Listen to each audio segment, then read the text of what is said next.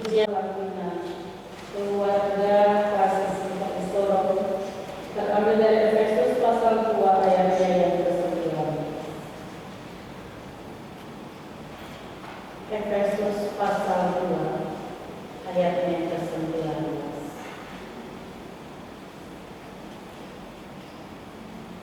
Mari kita berdoa.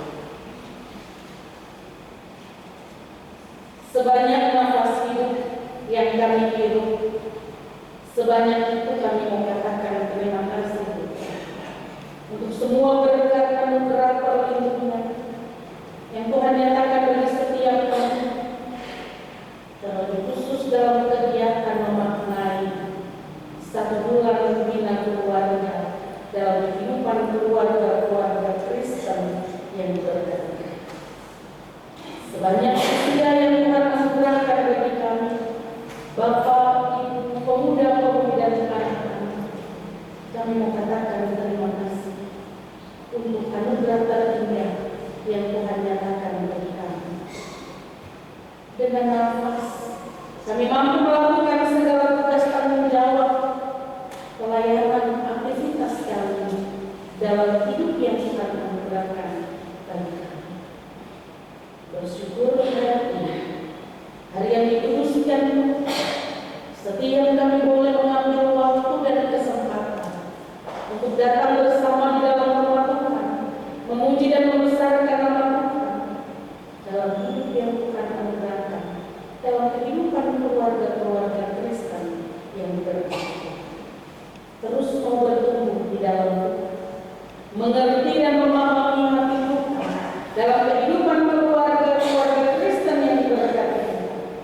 Kebenaran firman yang hendak kami lakukan dalam bentuk refleksi, Tuhan memberkati. Bagian ini pun menjadi kesaksian sehingga setiap kami mendengar, melihat, dan melakukan dalam hidup yang Tuhan anugerahkan bagi kami.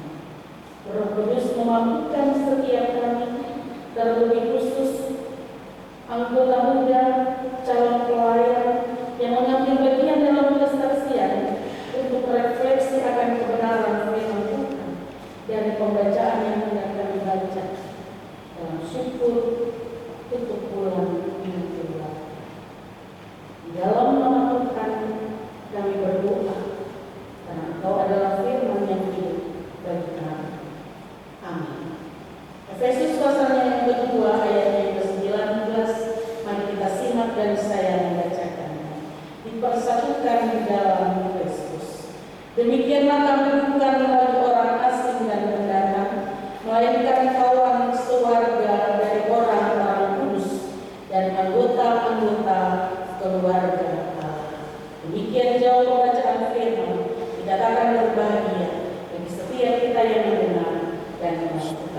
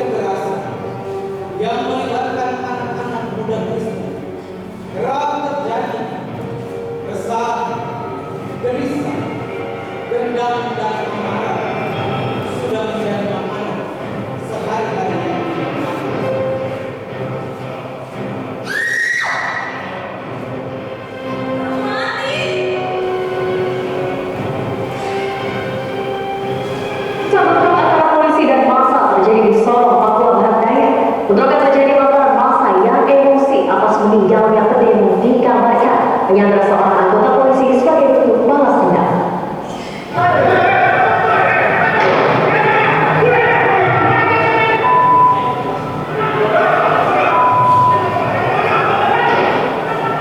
Betul.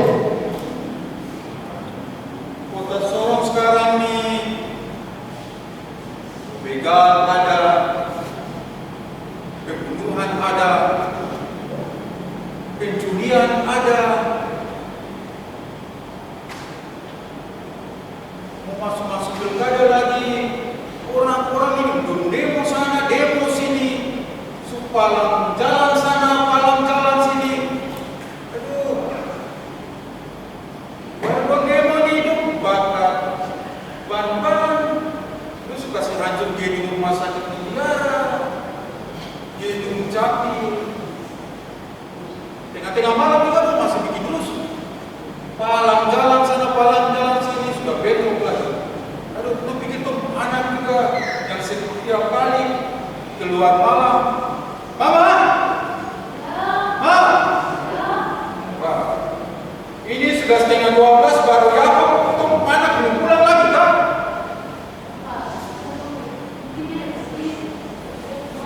Aduh, Mama. Tak bisa sabar-sabar. Itu tuh mana? Kalau dia terjadi apa-apa di luar sana, baru sampai yang setengah mati. Itu bukan sudah. Itu orang tuanya yang setengah mati sudah. Sabar-sabar bagaimana? Telepon.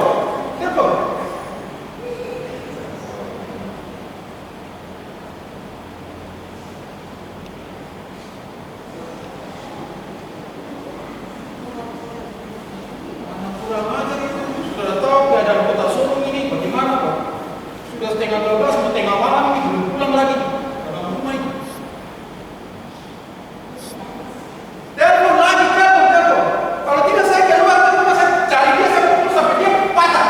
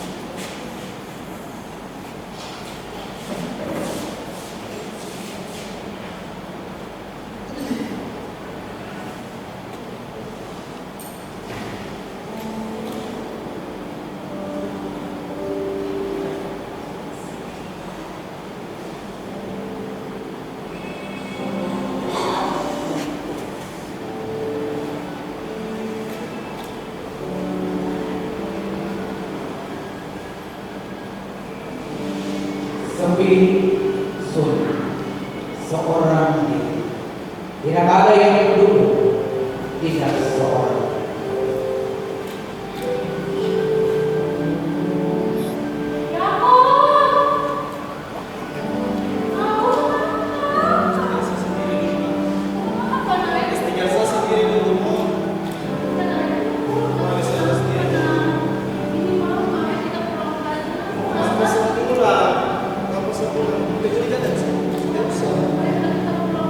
Masa bulan pokoknya saya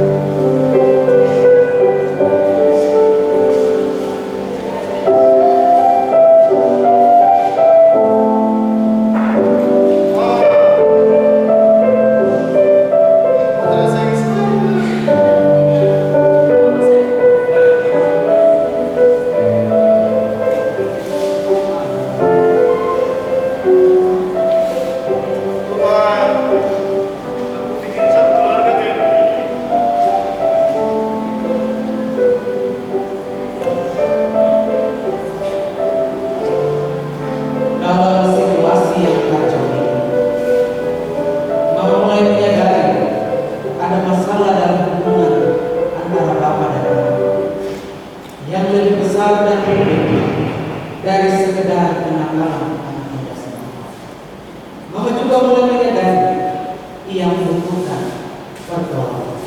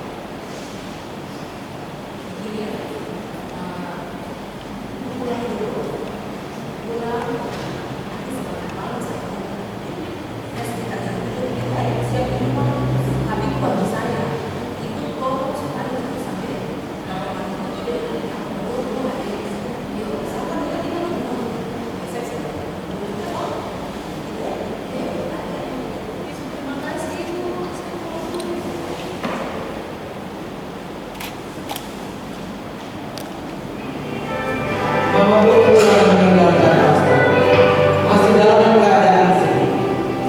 Tetapi pemerintah mempersiapkan diri untuk mengembalakan keluarga Manu.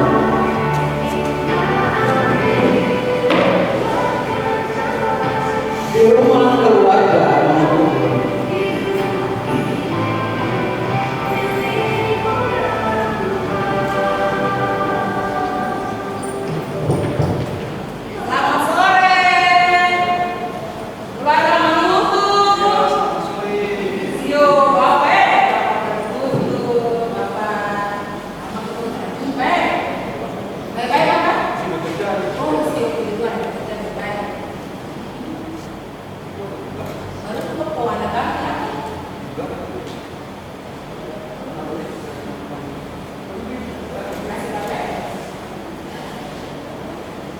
Ma, Dato.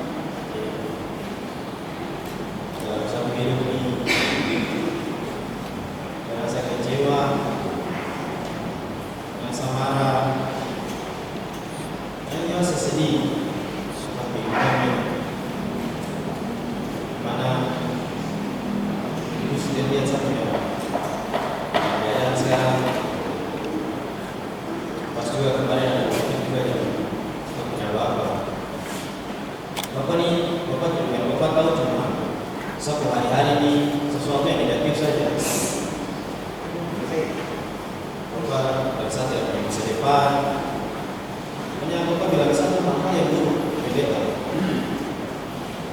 Tapi saya juga ada kiri, ya teman-teman punya kondisi keluarga, sampai teman-teman menciptakan punya bapak, punya perilaku. Itu sama saya rasa ini, beda. Saya ini sekali, masa keluarga. Teman-teman keluarga begitu, kamu masa keluarga itu seperti begini. Rasa sedih sekali. Sebab ini susah, harus kuat, sebagai laki-laki harus kuat, harus mandiri. Masa begitu, tapi tidak saja tidak seperti saya. Bukan jadi seperti saya, masa satu begini. Dan saat itu saya kecewa sekali. Saya tidak pernah rasakan. Pada saat itu, ketika teman-teman bilang, "Oh, bapak ada." Sama-sama bapak ada. Sama juga tidak ada. Karena begitu, bapak tidak ada seperti itu. Tapi puji Tuhan di sini. Saya rasakan bapak memang ada. Bapak tidak ada. Saya tidak pernah rasakan bapak seperti itu.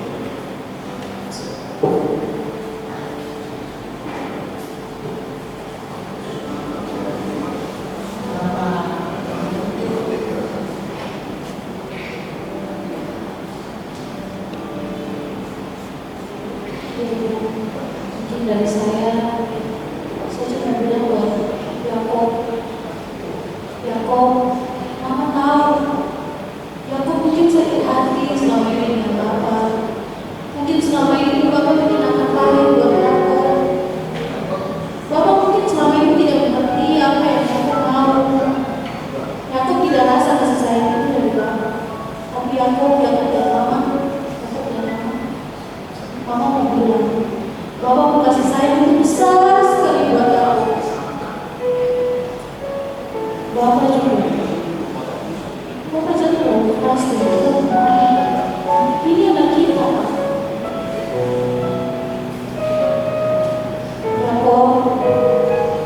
Bapak itu kerja keras, sangat-sangat keras buat kita berdua. Dia menghidupi kita.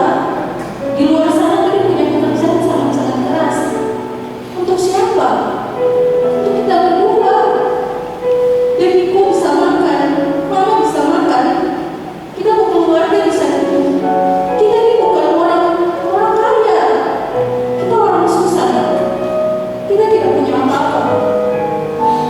Mama mau bilang, jangan terlalu keras dengan Bapak juga ya. Kau harus mengerti. Tanya Bapak mau apa. Bapak juga begitu. Bapak berharap dalam kita punya rumah ini ada damai sejahtera. Karena sudah lama seperti ini. Bapak berharap sekali Yakob bersama dengan Bapak tetap saling sayang dalam rumah.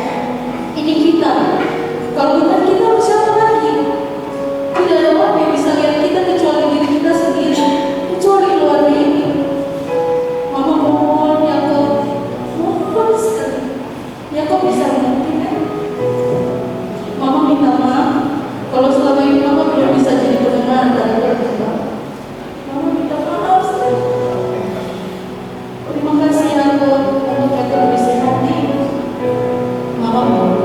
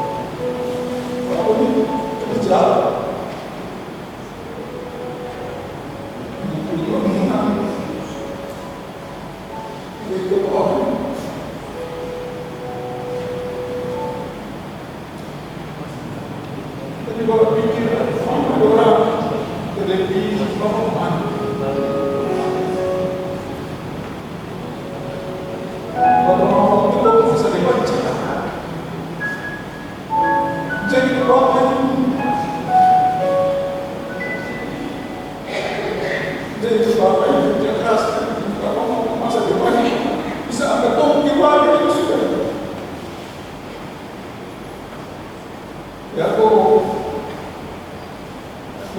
dosa.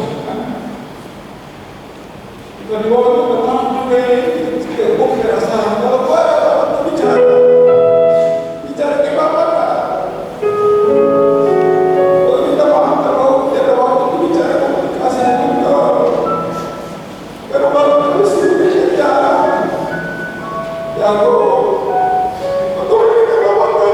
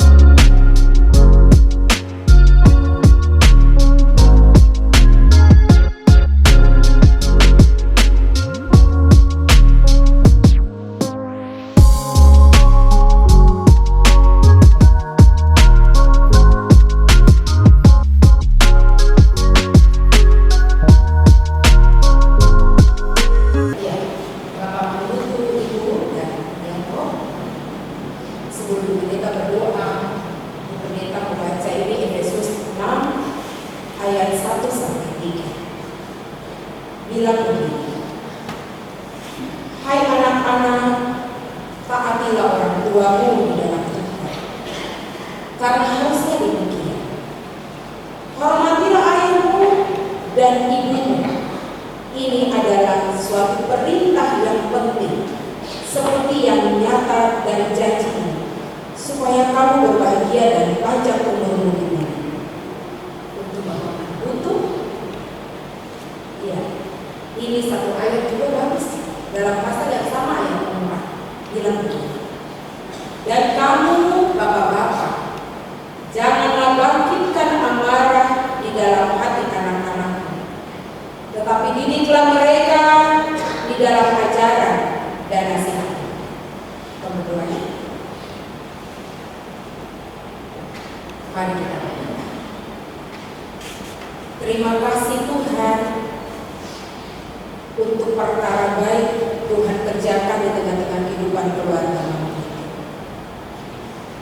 Apa yang Tuhan telah buat, biarlah pemulihan itu terjadi bagi mereka. Kasih sayang orang tua, suami istri dan anak terpelihara sebagai keluarga Kristen. Ini doa kami dalam nama Yesus. Amin.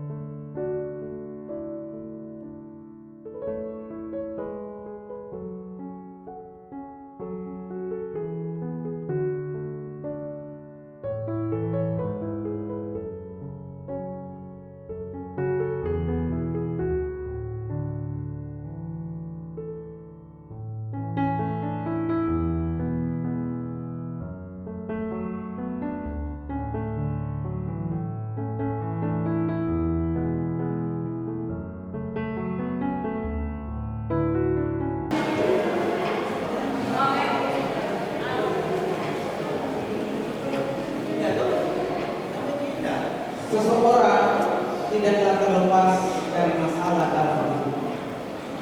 Seringkali masalah itu membuatnya hidup dalam kenakalan, menjadi pengacau, sehingga ia perlu pemulihan. Sebab tak ada satupun yang luput dari persoalan. Itulah sebabnya gereja perlu hadir sebagai pemulih bagi yang terluka. Dan pemulihan itu selalu dimulai dari keluarga.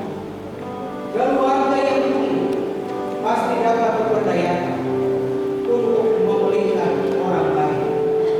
Mari saling memulihkan dan mari saling memberdayakan satu sama lain.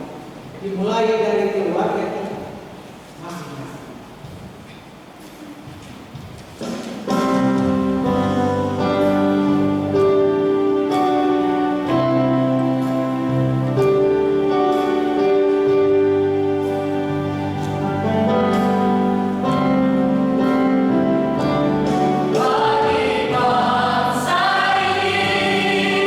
Kami berdiri dan membawa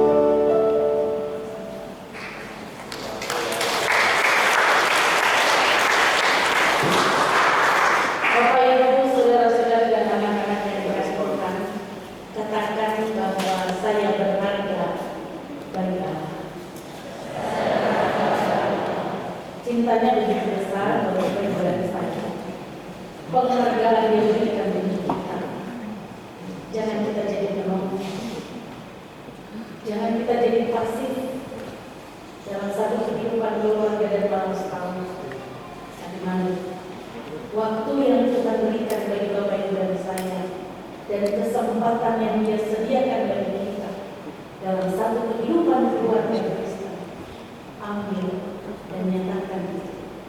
Sehingga penghargaan yang diberikan untuk Bapak Ibu dan saya, mampu kita berdiri dan nyatakan kesaksian dan kebenaran. Pujian yang kita nyanyikan tidak sebatas pujian, tapi menjadi bagian yang harus kita kerjakan. Refleksi yang kita lihat, di mana kadang-kadang kita malas tahu memberikan yang Dia akan segala sesuatu, bahkan tidak mengingat untuk bagian ini menjadi bagian untuk kita menjadi diri kita. Kita boleh selesai hari ini dalam tingkat basis, tapi besok pun kita akan menyelesaikan dalam tutup bulan. Bagian ini kita berikan bersama, tidak putus sekali.